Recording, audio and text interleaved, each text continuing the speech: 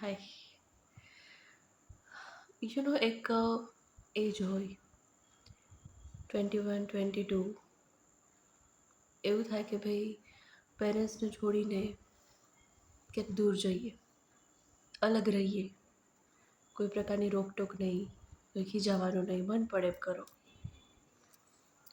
અને એક એજ હોય આફ્ટર 25 કે જ્યારે ખરેખર કોઈને કોઈ બહાને કરિયર રિલેટેડ અથવા તો જોબથી ઘરની બહાર જવાનું થાય, પેરેન્ટ્સથી દૂર રહેવાનું થાય.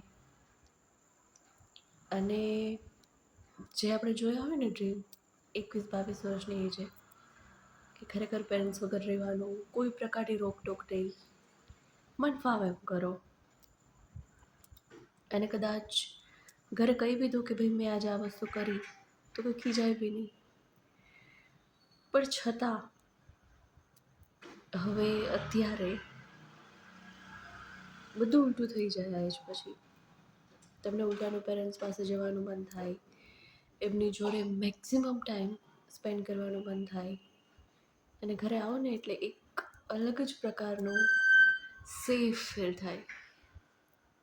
કેમ કે ત્યાં સુધીમાં લગભગ દુનિયા જોઈ લીધી હોય, દુનિયાના લોકોને જોઈ લીધા હોય, ફેસ કરી લીધા હોય. એટલે this age between 25 to 30, this age hits hard.